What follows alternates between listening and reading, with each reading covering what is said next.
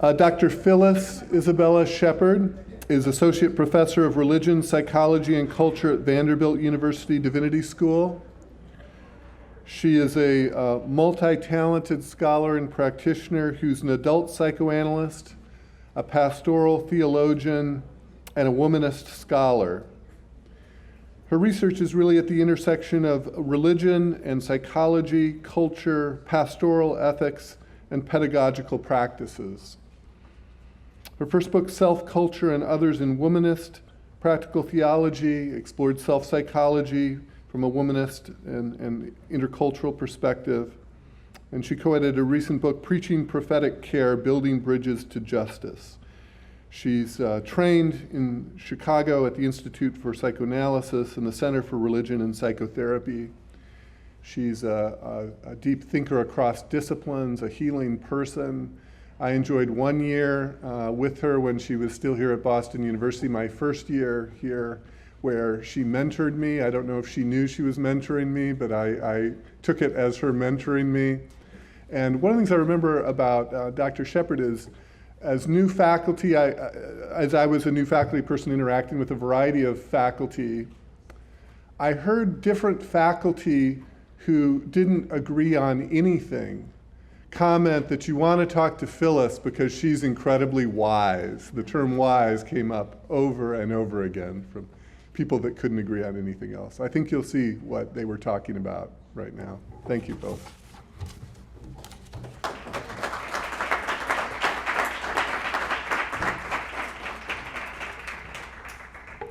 Good morning. Good morning.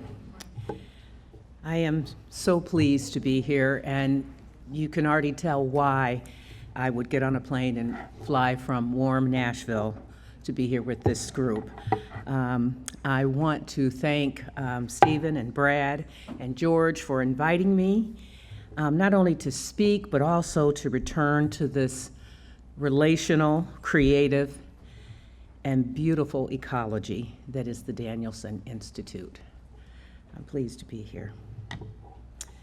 In another life that I lived that you'll hear a little bit about, each morning a group of women would gather and we would begin our time by saying, "Glory to you, source of all being, eternal word, and Holy Spirit, as it was in the beginning, is now, and ever shall be."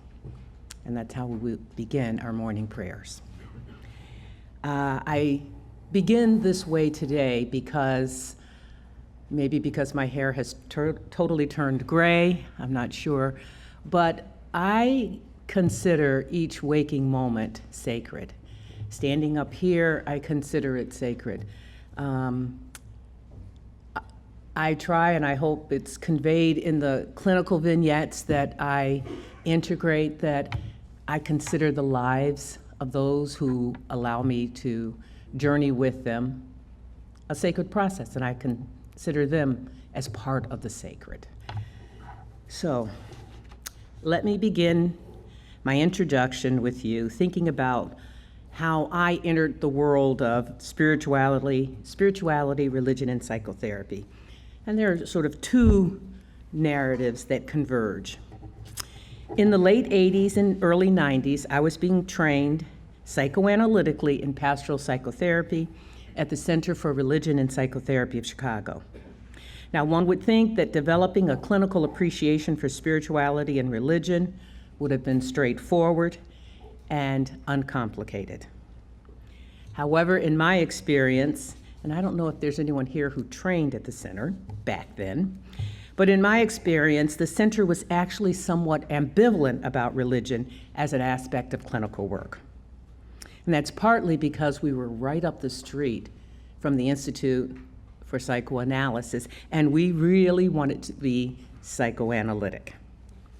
It was not unusual to hear in our case conference, what does it really mean? So someone would present something religiously or spiritually, what does it really mean? And it was religious, but it could never be just religion. There was, in my view, an undercurrent of suspicion when it came to religion. I think we all embodied it for many reasons.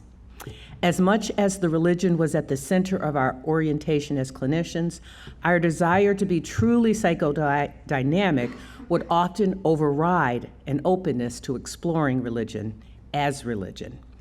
Certainly, it was never uncomplicated. And truth be told, I entered training already inclined to read religion as complicated, complex, and yet powerful.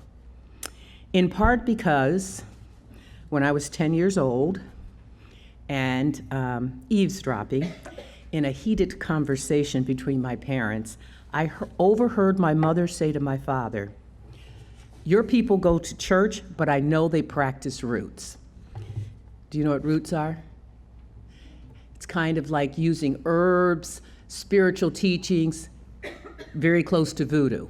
So they go to church, but they practice voodoo. Hearing her tone and his reaction, I somehow thought it was her ace card in this argument. Even at 10, I could tell that going to church and practicing roots was inconsistent in my mother's eyes. Both my parents had converted to Roman Catholicism early in their marriage and saw multi-spiritual practices as suspect and something to be kept hidden. These paternal family members' religious behaviors were not considered appropriate, and certainly not by my mother, and in her view did not comply with true spirituality. My mother's sense of self and sensibility as a Black Southern Christian woman was quite evident that day, as was the intense affect rippling between them. There are so many ways to read that exchange, and my 10-year-old responses, interest in it, eavesdropping on your parents having an argument. Who does that? Lots of 10-year-olds. Their responses awakened in me a curiosity about religion in general, but more specifically about the inner life of religious experience that in no small way endures and has remained very much a part of my vocational trajectory. I could have pursued studies in social work, clinical psychology, or counseling, but I chose a path that would help me mediate my interest in the psychological meaning of religion, the lived experience of religion, and clinical practice. So in one way, the center with its circling around religion was a good starting place. During the time I began my clinical training, first at the center and then at the Institute for Psychoanalysis, there was a great deal of excitement in the air about psychoanalysis, in particular, self-psychology, the perspective of Heinz Kohut. It was in this context that I began to theorize religion and spirituality in the clinical space. However, my theorizing was not limited to or by psychoanalytic theory. I was also a recent graduate of a doctoral program in theology, ethics, and the human sciences, and I entered the world of self-psychology and psychoanalysis as a womanist and practical theologian. And I was committed to bringing an intersectional analysis to my work. That is, keeping in mind the idea of this simultaneity of oppression, and what Kimberly Crenshaw identified as intersectional analysis. Using the analogy of a car crash at an intersection, she wrote that intersectional analysis is a description of the way multiple oppressions are experienced, particularly by Black women. For instance, a Black woman is harmed because she is at an intersection. Her injury could result from sex discrimination or race discrimination, but it is not always to reconstruct an accident. This meant that I entered the clinical space with a heightened awareness of race, gender, sexuality, almost religion, regardless of whether they were acknowledged or even analyzed. As a womanist practical theologian, my research and scholarship at all these intersections, I use the term lived religion, and that is how religion and spirituality are lived out in public and private, internally, relationally, in sustaining practices and in ethical decisions. And as a psychoanalyst, I'm always wondering, how do these show up in the clinical space? I think the science fiction fantasy writer and Baptist-raised atheist Octavia Butler may have been correct when she wrote, "Religion is everywhere. There are no human societies without it, whether they acknowledge it as religion or not. Everywhere, I presume, includes the clinical space, and if this is correct, the question that emerges for me is, how does religion show up? Furthermore, if religion is showing up everywhere, so is the societal and the cultural. How do religion and society show up, possibly tethered in psychotherapy? How do we think about religion and spirituality showing up anywhere outside of explicitly religious settings? And how do we respond? Religion and spirituality are being practiced in the clinical space in a multitude of ways. And while we as clinicians may have been trained to seek the meaning beyond the religious or spiritual, that is, in the intrapsychic, the meaning of religion in the lives of those who seek therapy with us, our clients, in my experience, often put a hedge around religion. So in other words, it's not just me warding it off. Folks who come to see us sometimes keep religion over here, like we're not going to talk about that. That may have something to do with psychology's negative relationship in the broader culture to religion. So people know, kind of like when you go to seminary and your home church says, don't go there and let them take your Jesus away from you. I think, people sometimes come to therapy and they're being told, don't let them take whoever it is away from you. Religion is a given and often not subject to the exploratory, we've already heard this, what we're doing in psychotherapy. Obviously, the resistance to engaging religion is not one-sided. Early in my career, a senior white male colleague referred one of his patients to me. The patient was a tall black man, of about 40 to 45 years of age, and my colleague made the referral with the notation, I really think he needs a black therapist. I could not glean from the colleague why the patient needed a black therapist. That's not to say that I didn't think he needed a black therapist. I didn't know why my colleague thought he needed a black therapist, or what specifically was not working in the therapy with this black man. That said, I was relatively newer as a therapist and I wanted more referrals. I said yes. When I entered the waiting room for our first appointment, I was immediately struck by the huge black Bible he was hugging close to his chest. I said to Shelley last night, it looked like a credenza. Upon sitting in the chair in my office, he looked up at me hopefully and said, what scripture should we use today? I did say I was psychoanalytically trained, right? Over a brief 6-week period, we tried to connect and could not. All roads led to the Bible, and his almost desperate insistence that we open the Bible and find a text to guide our time together strained my empathy. What was clear to me was that the Bible held great importance to him as a spiritual guide for living, but also a psychological anchor such that any work on his self had to engage the object representing his self, the Bible. That was a primary source for him for self-confirming experiences. He had memorized large parts of the Bible, hence, though I didn't open the Bible, he could provide it.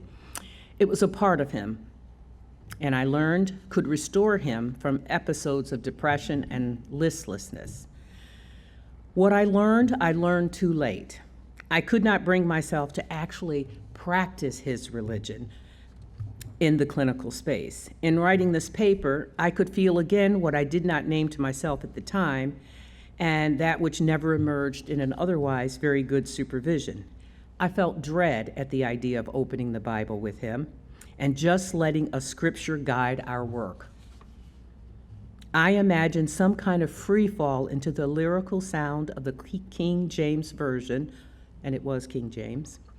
I imagined that the language, the thou and the thee, would activate my memories and seduce me into remembering how much as a teenager I loved the Bible and my personal Bible study.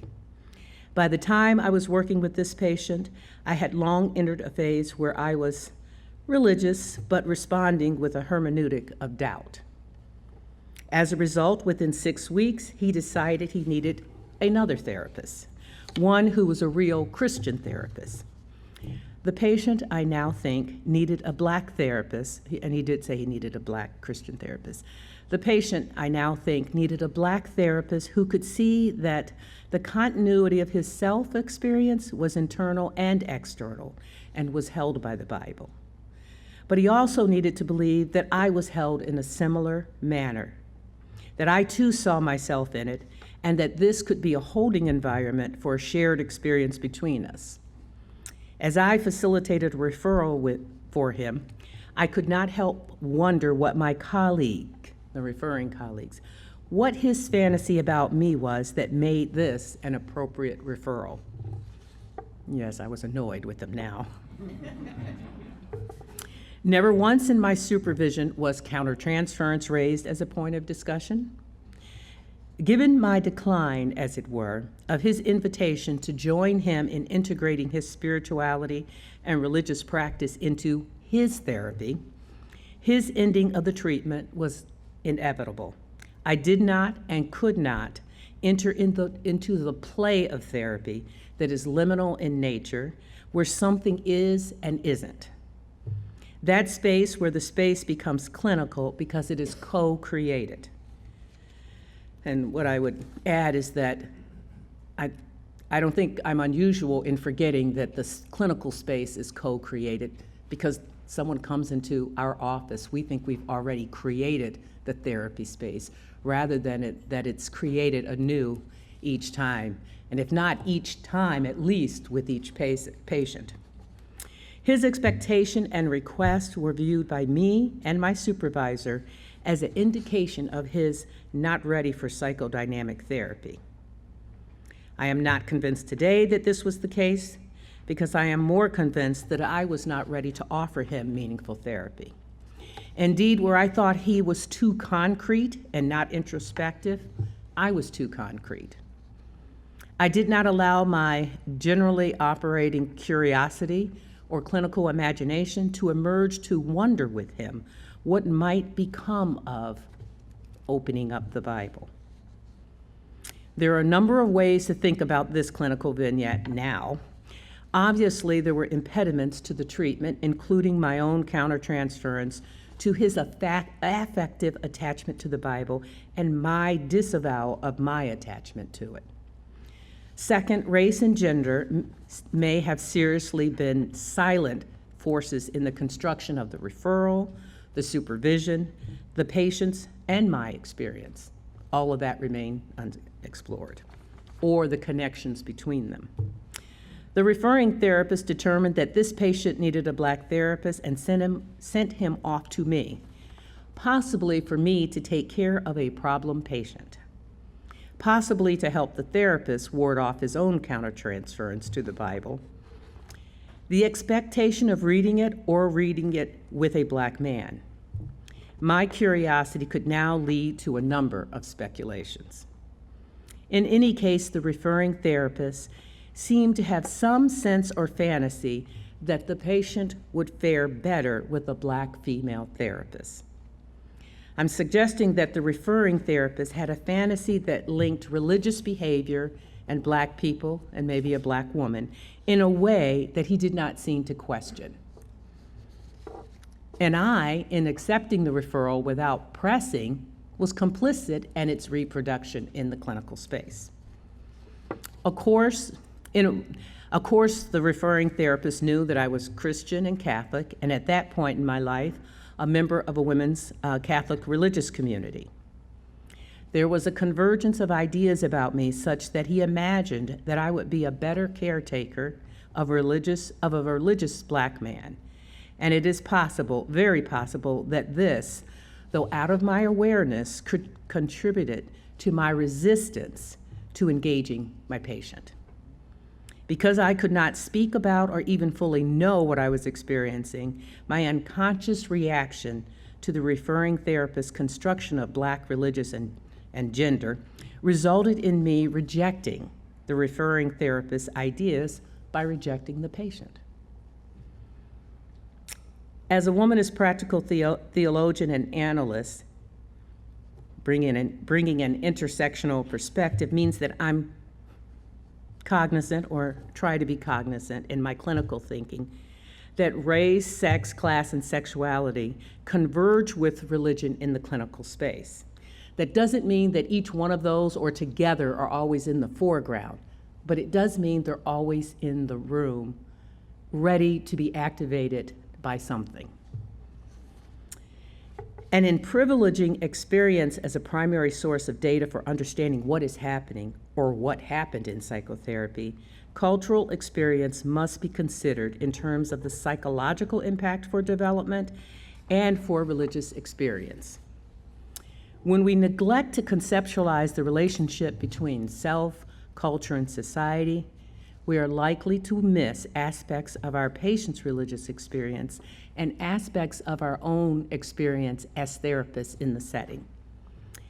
In this instance, a significant factor in this psychotherapy, in this man's failed treatment, was that I saw religion as external, as an external experience, rather than one integral to his self-experience and the continuity of his self, or his attempt to have a continuity of experience. Obviously, he was coming to therapy, so there were some difficulties that he wanted help with. But for him, he knew that that could not mean that religion was jettisoned out the window. At the time, I was already working from a cohesion self-psychological perspective that emphasized the importance of self-cohesiveness, the need for self-object experiences, idealizing, mirroring, and twinship to facilitate or restore oneself. However, I had not fully taken into consideration Kohut's work on cultural self-objects, which I think is helpful for taking up religion and spirituality in psychotherapy. In brief, the concept of cultural self-object was Kohut's attempt to address the question of how does the social milieu provide stimuli or lack stimuli and nourish the self or warp the self. Another way of putting it is, how does society help in the development of self, and what happens in cases of sexism, racism, etc.? What impact does that have on how we understand who we are? How do our interactions and experiences of, let's say, cultural ideals and social structures shape and misshape the psyche, the intersubjective, and the relational? Let me acknowledge that when Kohut spoke of cultural self-objects, his blind spots included class, race, sexuality, and religion. In my reading of his work, he basically meant Western high culture. And that meant art at the museum, did not mean graffiti art, did not mean outsider art, any of that. I would even say it meant high Protestant cultural experiences. Kohut recognized that the needs to be affirmed through acceptance and mirroring, and the opportunity to find among one's cultural group figures or values that one could identify with and idealize or feel a part of could be satisfied out in the world. When he wasn't talking about cultural self-objects, those were totally intrapsychic experiencing of others. So I might experience someone as affirming or mirroring me, but it only related to how I experienced them, not that they actually were. Does that make sense? So it was an intrapsychic experience. So in Kohut's view, somebody could be totally, from an outside point of view, not affirming, but if I experienced the person as affirming, it was a self-object experience. Though he did not give significant space to conceptualizing religious experience, he did recognize that it could be an aspect of cultural experience, and as such could contribute to the consolidation of mature self. I'll probably say this later. As I talk about this, I do want to make sure I say that Kohut's notion of the self, the cohesive self, a singular self, are highly contested and Western bound. Not only Western bound, they fail to take in dynamics of power because of social structures. So that means that someone could be a certain way in an environment where they have no social power and be very different in another situation where they have social power. That does not mean that they're split, fragmented, or anything like that. It means that they recognize, because they experience the discrepancy, the asymmetrical powering. So self-psychology really, in general, doesn't have a way, unless you decide to revise it, of working with those real realities. Hence, I say that his culture was high, lifted up. His emphasis on the continuity of self and a singular self is interesting and possibly surprising to some, because most of us now know that in many ways Kohut lived with his own version of discontinuity. It's well known by now that his most famous case, Mr. Z, was actually based on his own self-analysis, though he denied it for years. It came as a surprise to some the degree to which he had denied or disavowed his Jewish family background and knowledge of Judaism and its rituals and holy days. After he immigrated to the United States, and in particular Chicago, he identified primarily as a Protestant. How and why this continuity existed in Kohut cannot be fully known, nor is this totally the focus of his paper, but the fact that he came to the United States escaping Nazism has something to do with it. I don't think it takes a clinical training to figure that out. But that's, of course, not all of it. Certainly there were others who made different kinds of choices for different reasons. Our awareness of his personal struggles in relationship to his cultural background, religious identity, and the anti-Semitism with which he was quite familiar may suggest why he split or relegated the concept of cultural self-object off to his essays rather than into his clinical theorizing. So if you read his cases, you never see cultural self-object. You barely see culture as a point of the clinical work. I think Constance Goldberg, clinical social worker in self-psychology, offers a perspective. She says, "Let me suggest one idea about why Hines," and she knew him personally, "took the stand that he did about the importance of a sense of continuity in one's life. I believe he did not live out the continuity that he so ardently stressed to others, because for reasons best known only to him, he could not do so. To remain the Jew that he had been in childhood and young adulthood would have been too painful, and so he literally remade himself as a Gentile.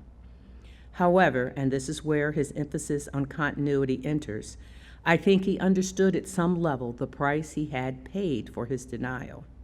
I think he knew that this was not the way of a full, cohesive life. In other words, I think that in this instance, as in many other aspects of his theories, he knew what constituted health, not by the way in which he lived his life, but by the way he learned from making the choices he had made. The price that he paid was the recognition of the psychic cost of discontinuities." I've spent a little of this time on Kohut because, as I said, I was coming up in the field. Kohut had just died. Most of the people who trained me knew him, were deeply influenced by him, so starting with my first training and my training at the Institute. So trying to grapple with, in particular, Kohut's religious denial was very hard.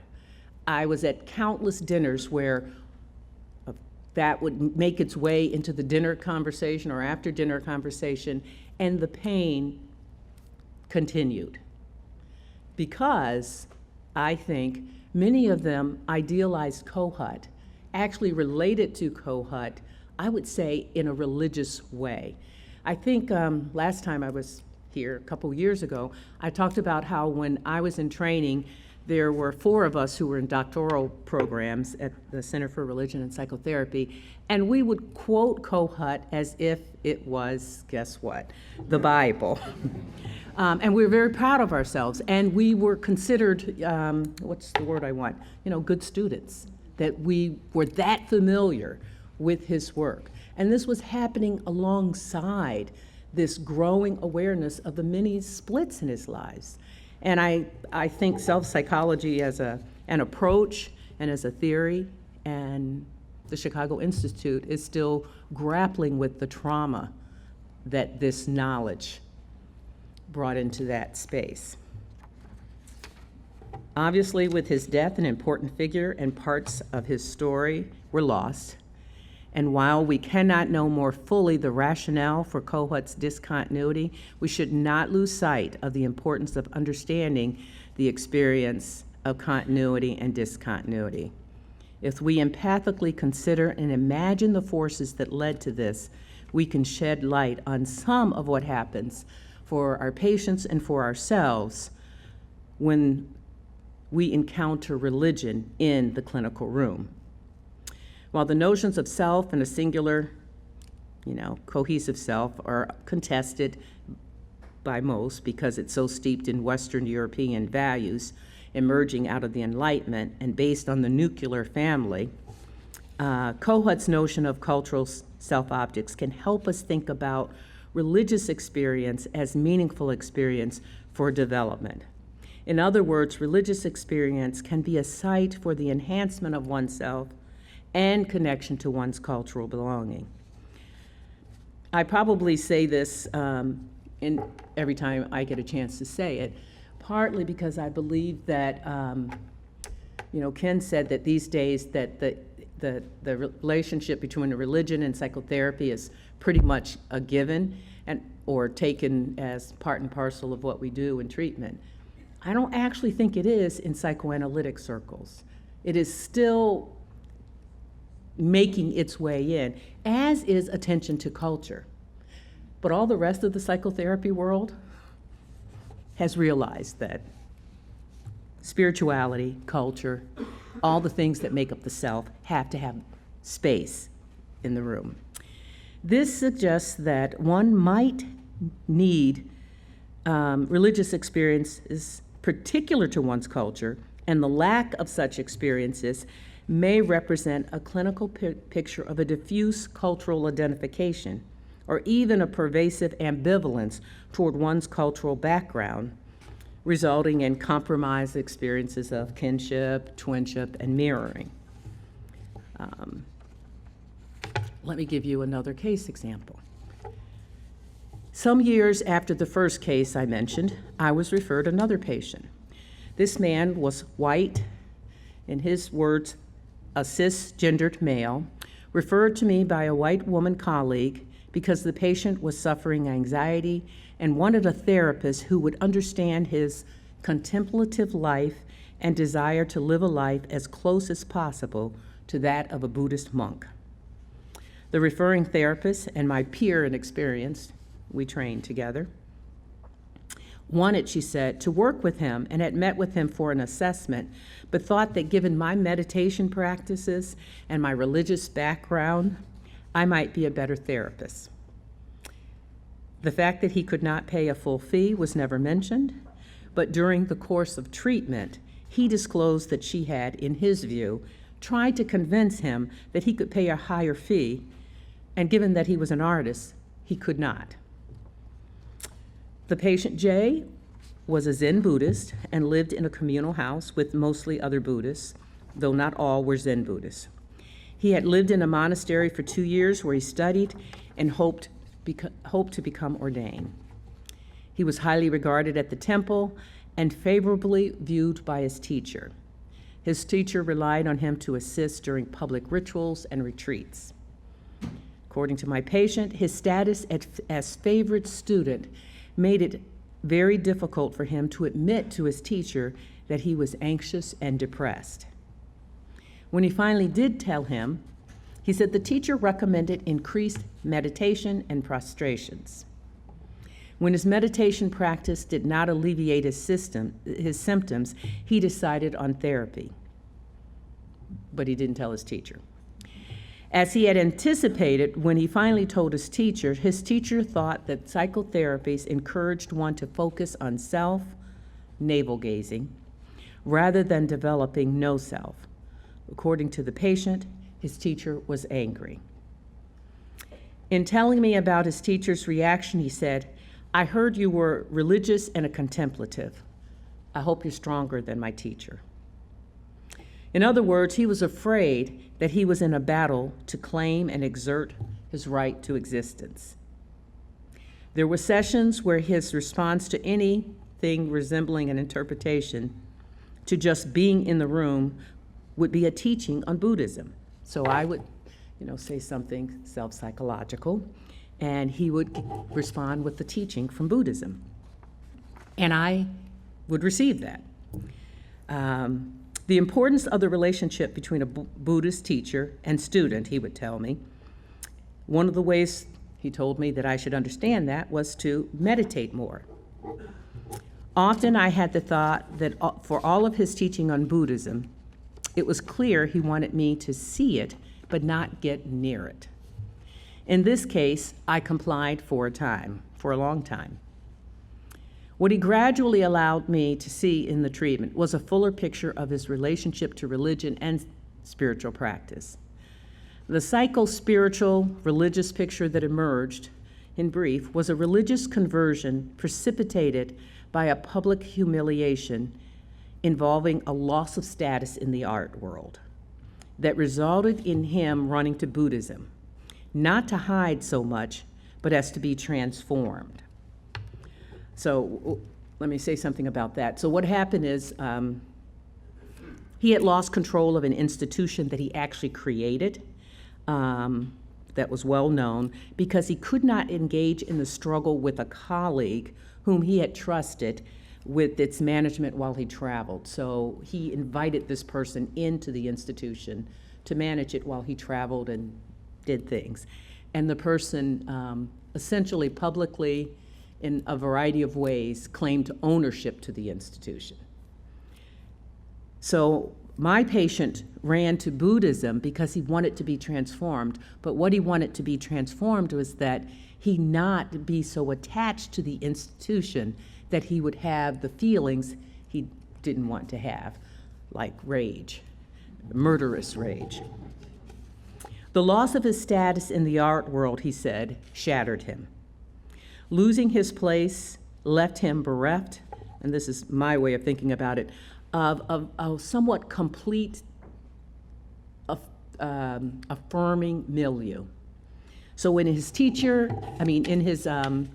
institution, he was both idealized and, without him knowing it, he idealized the colleague that he trusted. His needs for any kind of mirroring were met. It was like a dream world to him, that the creative process was held in one space that met most of his emotional needs. And when he left, he said he ran to Buddhism to survive, to transform, but it was not working. Initially, Buddhism offered him a space to recover and to regain a sense of self. The teacher recognized his artistic gifts could benefit the community and provide a community for him to attend to his spiritual way of being in a way that being on the public stage had not permitted. Religion then was sought out for its potential for spiritual and psychological healing through a transformation of the self. And that way of thinking about his turn to Buddhism, for me, involved a transformation of my way of thinking, because it would have been easy to miss his desire for self-transformation in turning to Buddhism and seeing it more as, a resistance and denial of his emotional life. I think certainly some of that was there, but that was not the motive behind his turn to Buddhism. However, my patient was not aware of just how enraged he was, and his Buddhist teachings had, because of his interpretation of them, allowed him to disavow his rage as a focus on the self. So if he felt enraged thinking about all of this, he would work to disavow it. His view was that he needed to ignore it, deny it, disavow it, and finally renunciate it through extra practice. As a result, he found himself engaging in behavior that was unacceptable to him and had it been discovered to his teacher and community. He had begun watching pornography to the point that it became almost, if you will, a ritual practice. He would meditate in the morning, do an afternoon teaching, go to his part-time job away from the community, and return to the community and find pornography on the internet.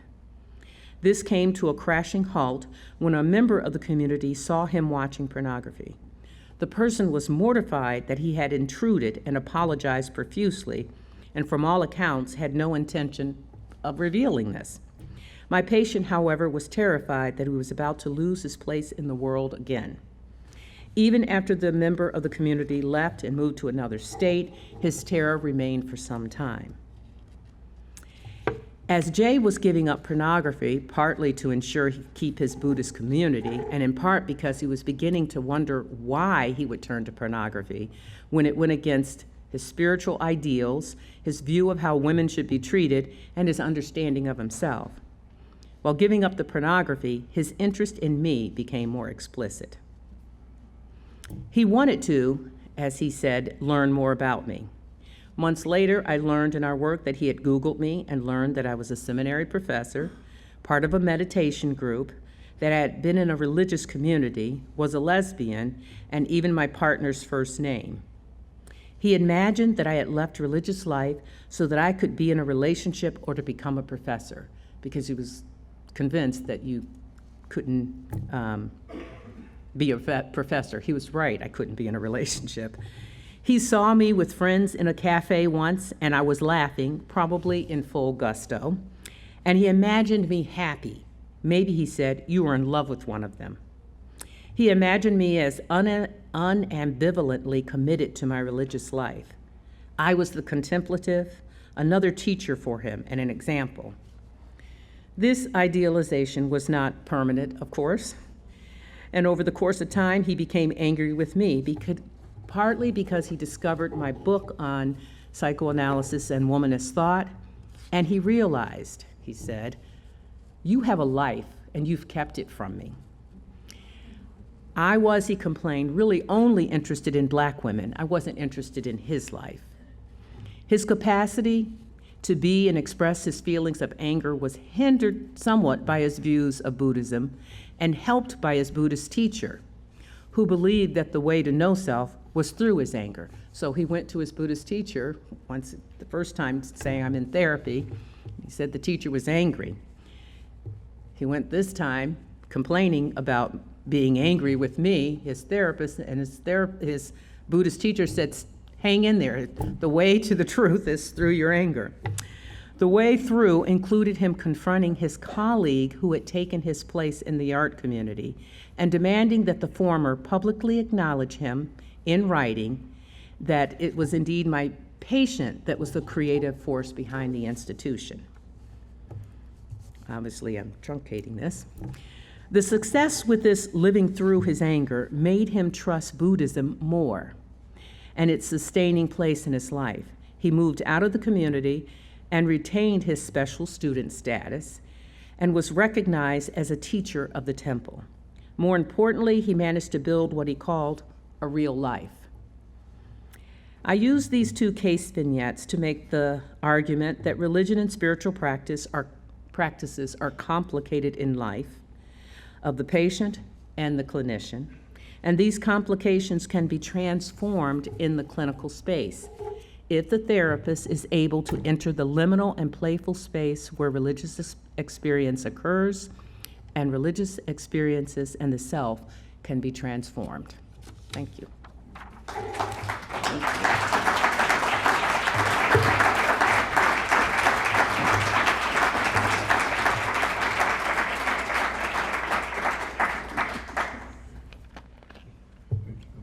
Take some questions. If you have a question, please raise your hand and we'll get a mic to you.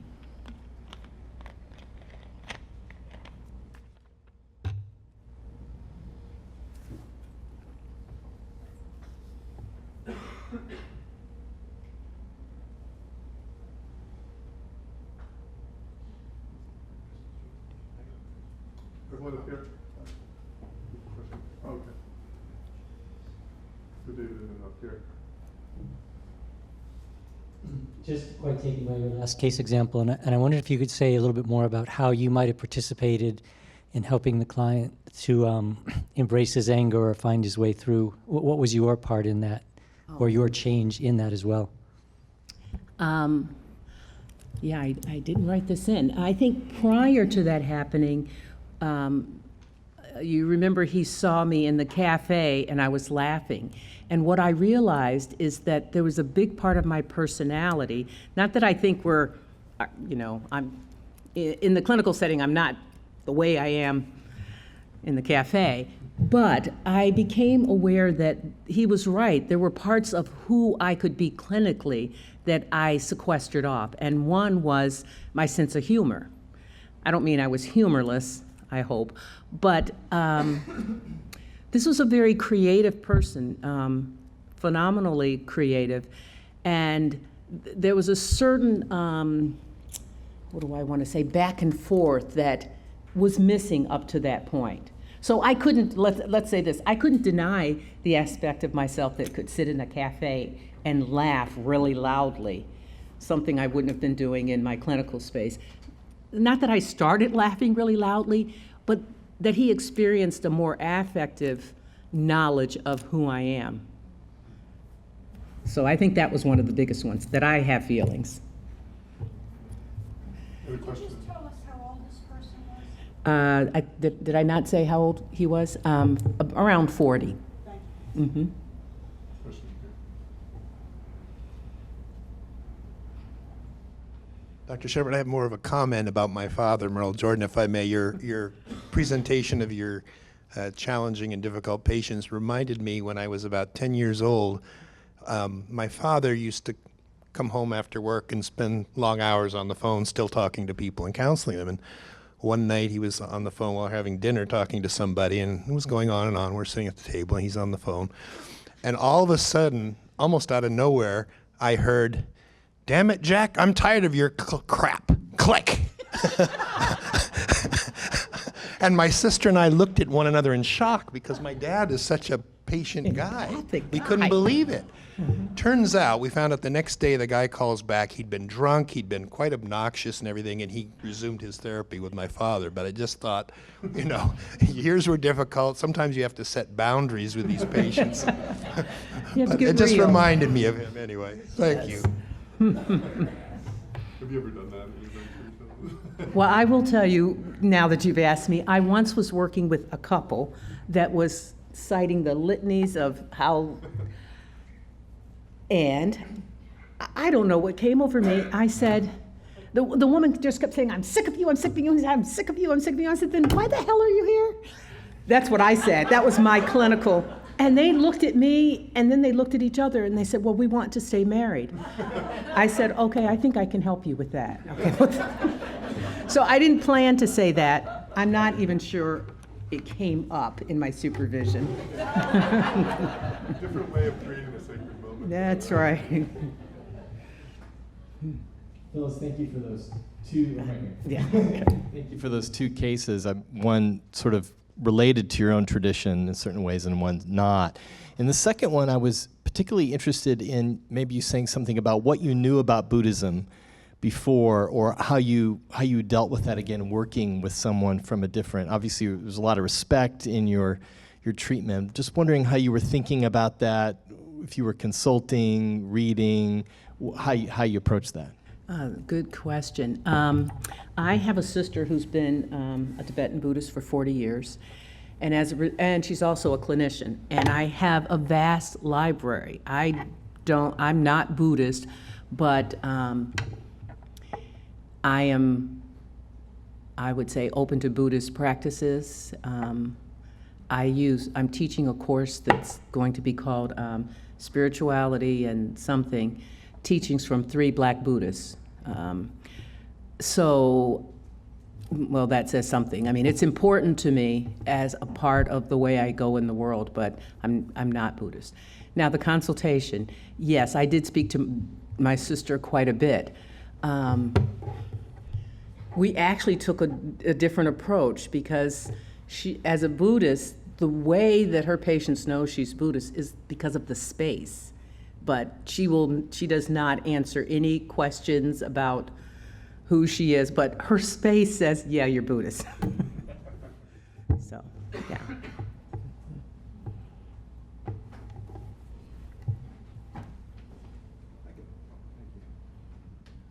Thank you, doctor. Would you allow a patient to preach to you in order to allow that person to become part of, your life, his life, her life, in order to continue in the therapy that you are constructing for that person?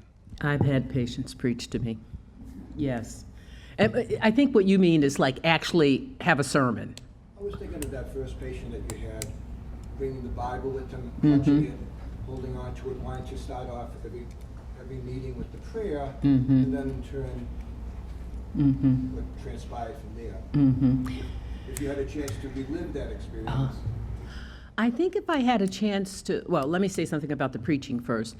A number of people who are referred to me are religious leaders. So whatever it is they do as a religious leader, they do with me sooner or later. And I just consider it's part of what happens. I think with that guy now what I would do, keep in mind I was early in my training. I wanted to be seen as psychoanalytic and I already, even though it was a psychotherapy training program, I saw people multiple times a week, which was unusual. I paid for my own supervision. I was serious. So what I would do differently now, I would have had him pick the text. If I had allowed my own knowledge of the Bible and my own experience of the Bible, meaning how I felt about it, I actually think we could have gone through the treatment that way. I think probably it wouldn't have lasted forever, but I could not do that then. After that, I had a patient who was Jewish, but who loved the Bible, and it was not unusual at certain moments, maybe 5 across a 7-year analysis, where I would use something I would respond with, something like, that sounds like you think you're like Abraham up there needing Aaron and, what's his name? Just went out of my head, to hold your arms up. Jacob? Was it Jacob? Joshua, yes, okay. To hold your arms, that kind of thing. So I wouldn't go into a Bible study, but I knew that imagery, those narratives were important to him and had meaning for him. And I could make use of them in a way that early on, there was no way I was doing that, yeah.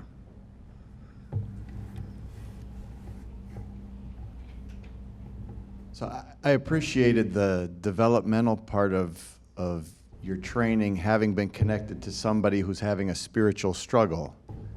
And for you were saying how early on there were things you couldn't do to move into places where parts of you were more comfortably religious.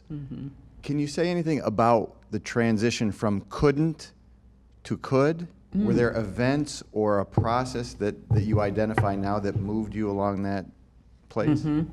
I think probably my own analysis helped. In particular, I'm not sure why this relates to it, but it does. When I began I knew I knew things about my analyst. He was an anthropologist. He considered culture important, et cetera, at least when he was young, studying. And I also knew that he was Jewish, but when I began my analysis, well, let me say this. You know how it is at an institute. If you're a student at an institute, your analyst is at the institute, there are all kinds of opportunities for, what do we call that, boundary fuzziness. And I was convinced that for a brief period of time, that my analyst was Presbyterian. Because what I know about, I know more than this, but what I know about Presbyterians is that saying, all things shall be done decently and orderly. And I knew that those kind of boundary violations that I saw, just intellectual and verbal boundary violations, wouldn't happen. And as I began to think about the fact and talk about the fact that I knew he wasn't Presbyterian, but that image stayed in my head for a long time, I think it sort of opened me up to religion in clinical work and in my own analysis more. when I began my analysis, I was still a nun. And the first time I went to see him, I said, I'm in community, I've taken first vows, I'm not going to take second vows. I should leave now, but I am unable to. And that was the opening of our work together. Unlike, you've probably heard stories of women who are nuns or men who are priests, they leave and they're furious and they're angry or they want to get out, they think the community's crazy. No, if I wanted to be a nun again, it'd be the same community. But I knew I wasn't able to live that life the kind of life I wanted to live, though I valued the life. There are parts of me that would never have been awakened, I think. My love of art was very valued there. My intellectual life in a particular kind of way was valued and nurtured and appreciated. And I was there just a few years. So I think that had a lot to do with it. My fantasies and what I wanted out of life, and imagined that my patients wanted more of life that way. Dr. Ramba, Maria?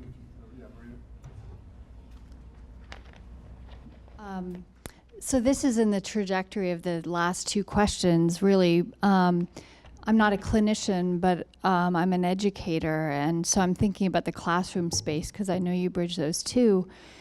And, you know, the image, you did share this with me last night, the image of the person coming in with the Bible. And, you know, I'm interested in the clinician or the educator's journey, honoring the growth, for instance, your own spiritual development, to say, I really can't go with the guy with the Bible right now, right? I'm thinking about how I respond to students and their needs to bring their religious traditions in the classroom. When I'm having my own spiritual journey, and when someone brings in a big Bible, you know, my 6-year-old self feels very threatened by that image. And yet I'm a professional. So I really am interested in you talking a little bit more about how helpful is it for you to verbalize that process with that person or with your students in a classroom, to narrate a little bit of your own spiritual journey, or whether you should just keep that to yourself, you know, that your own spiritual development. And it's something I wrestle with, is how helpful is it for my students to hear me talk about transitions in my own formation that make me react in certain ways where I'm not as open to certain religious beliefs at a particular time, but may be very embracing of them, you know, in 3 years or something like that. So how much do you make that explicit in your pedagogy or your clinical work? I have this thing lately that I'm writing and talking about, and that is the ethical dimension to anything that we do. And there are certain aspects of my life that need to be public for students, part of my journey that need to be public, because they will find their way into the room. And part of what I'm doing is, what I try to do is to help them know that their past will be a part of whether they're preaching, doing Bible study, justice work. They bring who they are every place they go. So sometimes I'll say to a class, when I'm doing genograms, I always say I'm from a military family and a Catholic military family. And I'm usually in a good mood when I'm saying it, but what it really means is I'm very flexible until I'm not. And what I tell them now, it's on my syllabus, I say, power is always operative in the room. And part of your job as a student is to tell me when you see me using my power in a way that is not congruent with the pedagogy that I have said is integral to this space. So that's one way. In terms of religious and spiritual experience, sooner or later they find out that I was a nun. They all want to know why I entered and why I left. That actually came up last week. You know, students are doing their spiritual autobiographies for our class. And one of the students asked, I wasn't speaking, one of my co-teachers was, and they said, are you all going to give us your spiritual autobiographies? And so the guy says something like, well, what are you thinking? But he's also looking at us like, what did we decide about that? And so I said, well, what is it that you're thinking? What is on your mind? Will you tell us why you left community? And I said, there are a number of reasons why I left community, but it sounds to me that you want the deeply personal one. And the class, you can see them. I said, well, here's what I'll say to that. I won't say yes or no, but I will tell you that we're in like the third week of class and we don't know each other well enough. But I hope that I will tell you that story. I did that not because it's secret. It's not really secret. It's not that important. But what I'm trying to convey to them is that they're about to write their spiritual autobiographies. Don't put everything in there. Don't just, you have to discern when and with whom you want to share your life story over a time. So yes, they will hear that story. So that's one example.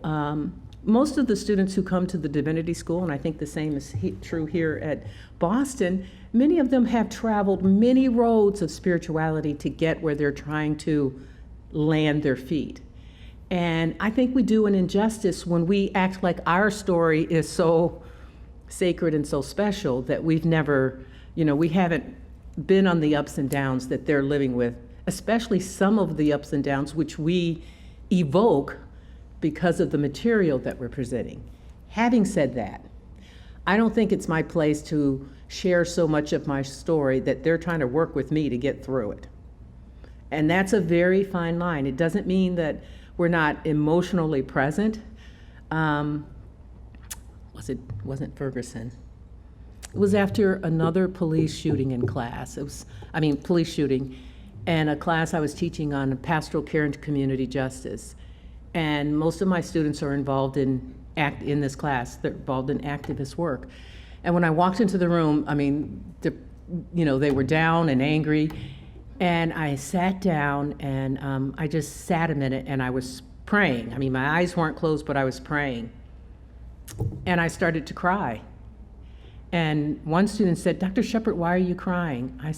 Why are you praying? And I said, because the alternative is unthinkable. I was enraged about the violence. And then another woman said, why are you crying? I said, because I'm grieving. And the class was quiet, and they decided, well, maybe ritual is my thing in class. We're going to do ritual sooner or later. So, we did this ritual thing. That, I think, that may or may not have been appropriate, but it was unavoidable. So the thing in that instance, I think, is to take up what happens because of the disclosure as a class with the class. I do think that kind of pedagogical approach means that we decenter ourselves over and over again as the total source of knowledge.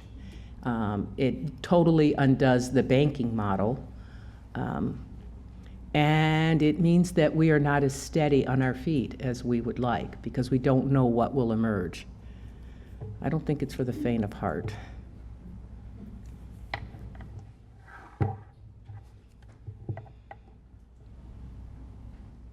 Thank you so much. Cornel West says justice is what love looks like in public, and so I just appreciate you bringing an analysis of Kohut to a room of psychodynamic folks. I think it says a lot about the space that you're wanting to create and challenge us to think about how we've been socialized as Western psychologists. So I was thinking about my question, and I really appreciated your analysis of continuity, and I think that at times as a therapist I notice that justice feels a lot easier in the room with a client than it does running a clinic. And so what I've learned, and I hesitate to ask the question because I think it's perpetuating white folks asking folks of colors to tell us how do we do this better, but how do you create more continuity as in these settings that are dominantly white spaces? What has been your experience of what has been more welcoming and created continuity? Because I think we talk a lot about the therapy experience, but we don't talk about the collegial experience that creates bringing all the aspects of ourselves and all of our different identities into the room. I know a lot of the folks of color I work with say they know how to navigate white spaces, but they're not always bringing their full identity into those spaces as colleagues. And so just wondering what you've experienced, what works, what doesn't work, because I think we still have a lot to learn, clearly. Well, I would say that one of the things that I think works, this conference is an example of the work it takes to take diversity seriously. When I was here for that, how long was I here? 3 years? 3 years, and hanging out at the Danielson. Unlike my earlier clinical experience, it was not unusual to have conversations around culture and diversity. I did a presentation.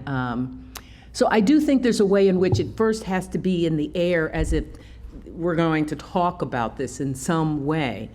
But I think the biggest way is to look at the ways in which we do business, that questions around diversity are, they flow through every decision-making process, every decision about money, every decision about hiring, every decision about training, who comes, who doesn't. And I think the difficulties that can arise relationally can be managed if they're named. I think the big thing is when the kind of conflicts that come up with that kind of thinking, that this is going to be a thread through all that we do, is when they're not named.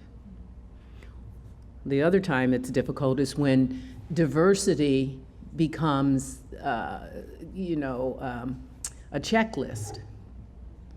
So we want one of everything, or we're not really thinking about what is the overall environment we're creating. So when you ask about continuity, that would be an instance where I would say, how can we disrupt and dismantle and create discontinuity alongside experiences of continuity, of connection, relationality, which I think is hard. But it takes a certain amount of courage, not of an individual, however, but of a group saying, we're going to do this together.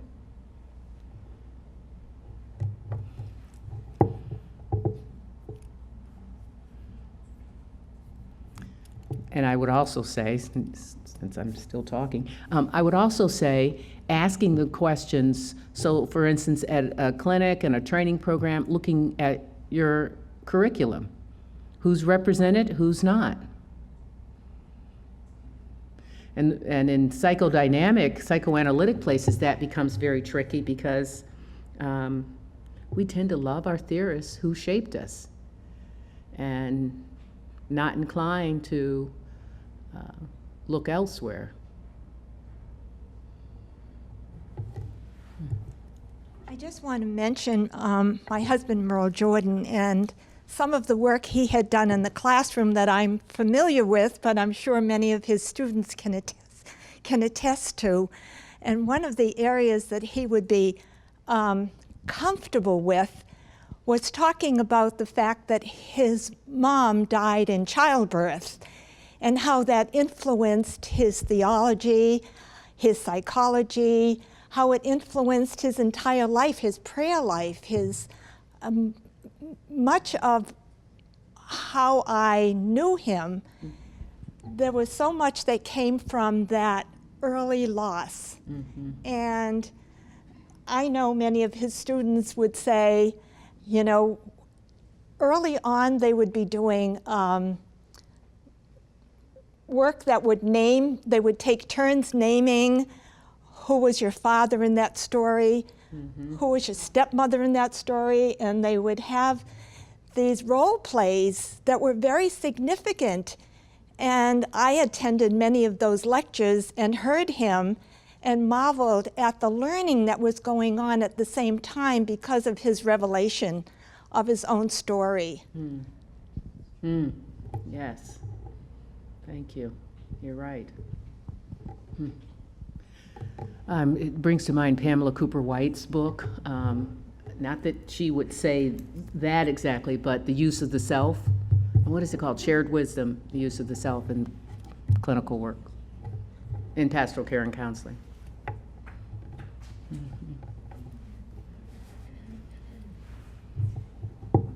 Dr. Sheppard, could you just, from that perspective, could you just make a comment or two about the use of the self in psychotherapy and the issue of what would be considered healthy boundaries in that practice? Mm-hmm. Yes, I think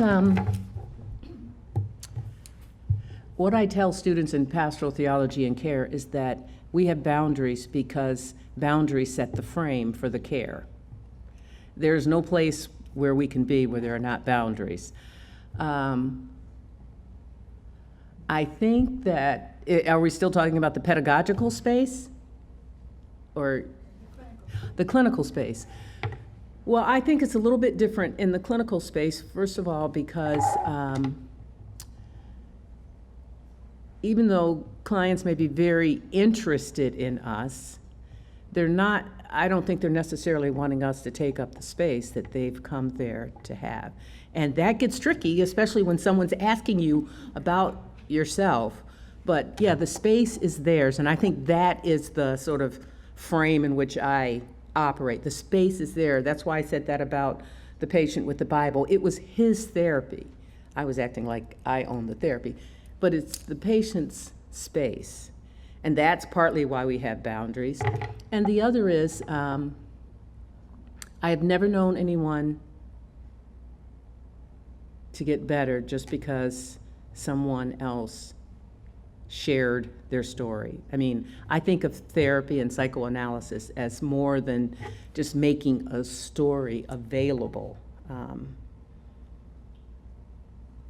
And the other reason I think boundaries are important is because I'm a boundaried person. I mean, I think I can, there's a wide open space, but there are limits to that wide open space. And I think part of what that does is it helps us know who we really are. Like I said, you can be at an institute and there are all kinds of what I think of as boundary breaking, some of them quite minor to some people, but I remember one of my colleagues who was in training, her analyst was influential and managed to get her on a very important committee as a student and as his patient, which nearly drove her out of her mind. It was what she said she wanted. What she wanted, I think, is for him to know what she wanted. An example, when I was quite young and in counseling for the first time, I was talking about my mother who died, was sick through my adolescence and died when I was around 20. And I started to cry, and the therapist got up, it was a man, and he came over and sat on the couch and put his arm around me. And I stopped crying and I said, okay, go back to your chair. He went back. I said, this is how this works. I get upset, I cry, you listen.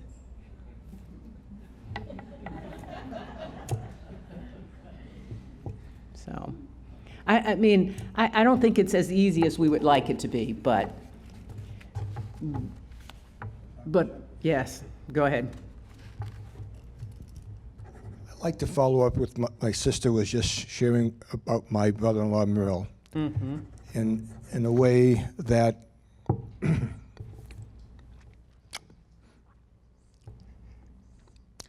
it doesn't empower me as much as it limits me in regards to the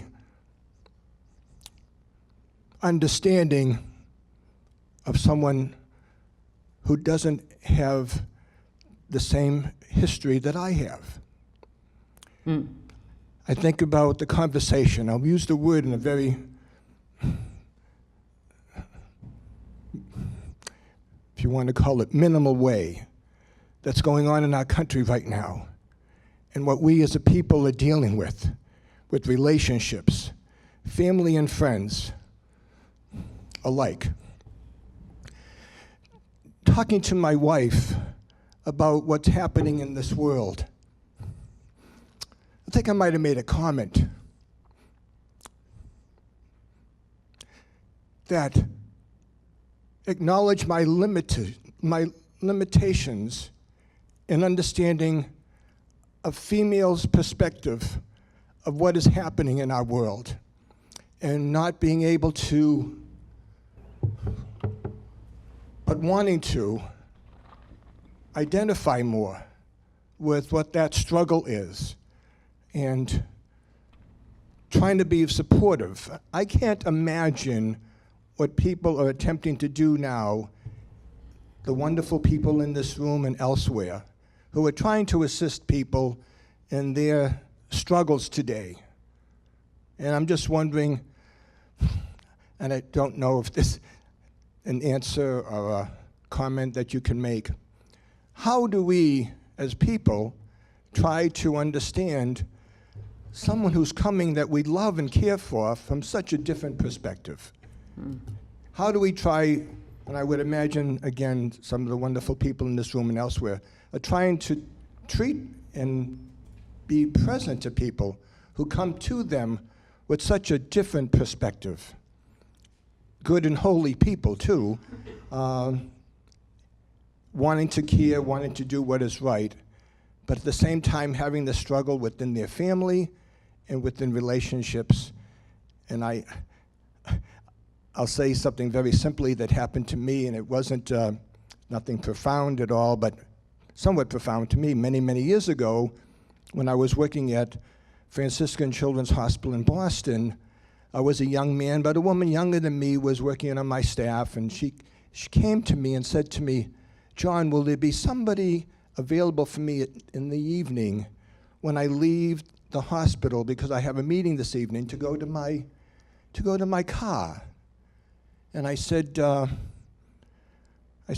"Sarah, surely we'll make arrangements for that to ensure that you have some sort of attention and protection, etc." I never thought of that ever before.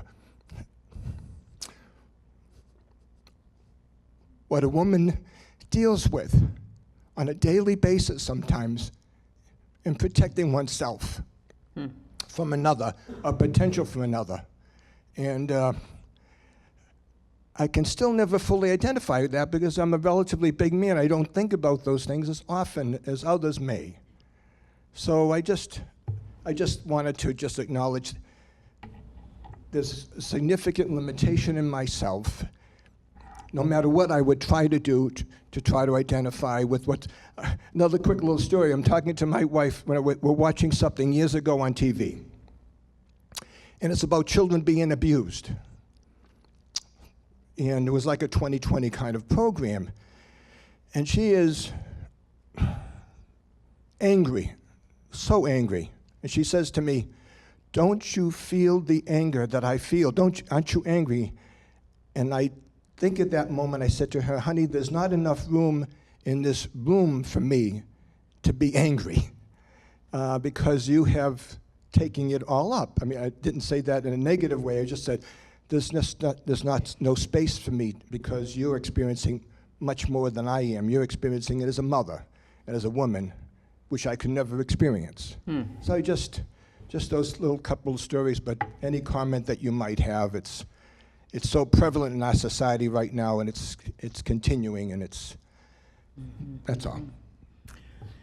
Well, I think there's so many places I could go with that.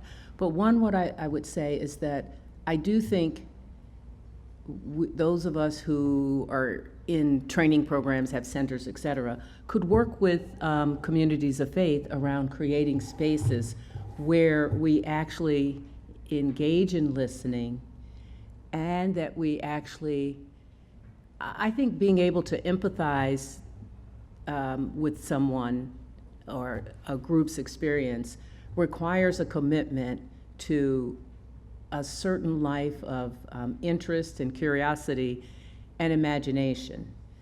Part of what happens when we are totally unable to imagine is that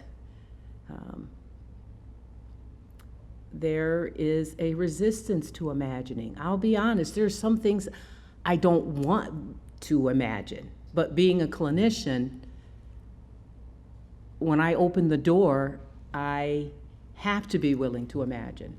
But I think that, so I would like you all to do a conference on cultural trauma and do something with faith communities. So that's what I think. Wait for their next announcement. Thank you.